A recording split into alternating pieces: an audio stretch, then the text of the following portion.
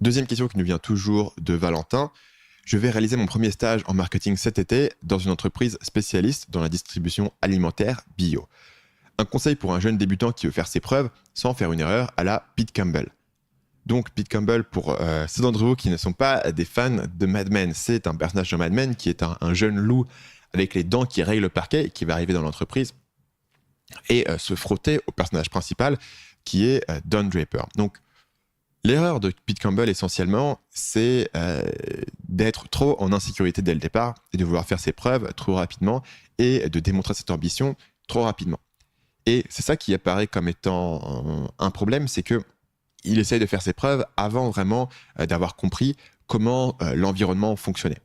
Donc quand tu arrives dans une entreprise en stagiaire, tu vas essayer de comprendre comment est-ce que ça fonctionne et surtout tu vas poser beaucoup de questions. Le corollaire ici en matière sociale, c'est que pour être intéressant, il faut commencer par être intéressé. Donc poser des questions à la personne, essayer de comprendre ce qui est en train de se passer. Si tu arrives dès le départ et tu essaies de prouver que tu es super malin, super intelligent, ça va vraiment bien se passer parce que tu n'as pas encore le contexte correspondant à la politique interne de l'entreprise, correspondant à la situation sur le marché, etc., pour pouvoir faire ces suggestions. À l'inverse, si tu poses beaucoup de questions et tu poses des questions qui sont intrigantes, intéressantes et bien réfléchies, tu vas pouvoir facilement impressionner les gens puisqu'ils voient ton processus de réflexion. Tu vas aussi apprendre plus vite et arriver plus vite à l'endroit où tu es vraiment capable de contribuer. Donc, n'essaye pas d'impressionner les gens trop tôt avec tes connaissances, ton intelligence, ta réflexion et commence par poser beaucoup de questions. Le point où tu peux impressionner les gens dès le départ, c'est d'être extrêmement fiable.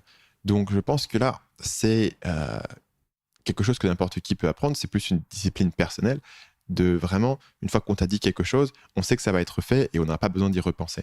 Ça, c'est important parce que tu vas diminuer le niveau d'anxiété, d'incertitude et de volatilité que la personne qui te supervise va avoir quand il communique avec toi. Donc, il sait qu'il n'a pas besoin de te répéter les choses, il sait qu'il n'a pas besoin de surveiller exactement ce que tu fais. Et donc, ça va faire qu'il va se sentir beaucoup plus à l'aise avec toi, il va avoir un meilleur feeling par rapport à toi, il va te déléguer des choses plus ambitieuses. Donc ça, comme c'est quelque chose que tu peux faire sans vraiment avoir de compétences particulières, être fiable. Pour faire une parenthèse là-dessus, c'est une erreur que moi, je pense que j'avais fait quand j'étais dans mon premier stage. C'est-à-dire que j'essayais vraiment d'avoir des super idées, mais je pense qu'il y a des moments où j'aurais pu faire plus d'efforts pour démontrer que voilà, tout sera fait et retirer l'incertitude de savoir si les choses vont être faites dans les temps, notamment en faisant un peu les choses parfois à la dernière minute, etc. Je ne comprenais pas forcément à l'époque l'importance psychologique de faire les choses en avance et d'apporter cette réassurance à mon boss. Le point suivant, c'est de faire briller ton boss. Ça, c'est un conseil classique à la Robert Greene, auteur des 48 lois du pouvoir, qui est un concept de ne jamais essayer de surpasser ton maître, essentiellement.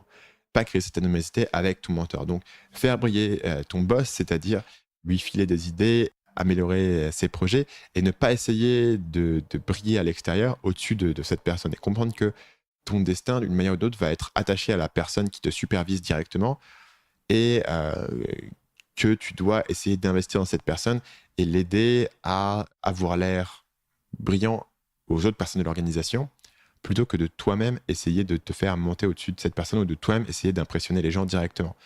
Ici, tu dois sacrifier un petit peu de ton ego, qui est de prendre le crédit pour tes idées, pour tes accomplissements, et l'investir à la place dans une stratégie qui est de mettre en avant la personne qui te supervise directement. Dernier conseil, c'est de saisir les opportunités, de voir de nouvelles choses ou de rencontrer du monde. J'ai parlé tout à l'heure de l'importance de mettre les mains dans le cambouis. Quand tu es en stage, tu as directement les mains dans le cambouis et tu peux faire encore plus en te portant volontaire pour organiser différentes choses et notamment en rencontrant différentes personnes dans le milieu, que ce soit des clients, que ce soit des fournisseurs, que ce soit des entreprises partenaires. Plus tu peux te mettre dans ces trucs-là, plus tu vas voir de choses, plus tu vas voir de manières de fonctionner, et plus tu vas apprendre de choses intéressantes, et plus tu vas créer de contacts qui peuvent être utiles par la suite. Salut, c'est Stan, j'espère que vous avez apprécié cet extrait du podcast Marketing Mania. Bien sûr, vous pouvez retrouver l'ensemble des épisodes du podcast, y compris les instructions sur comment vous abonner sur l'application Apple Podcast ou sur votre téléphone Android en vous rendant sur mon site à l'adresse marketingmania.fr/podcast. Je vous ai mis le lien dans la description de cette vidéo.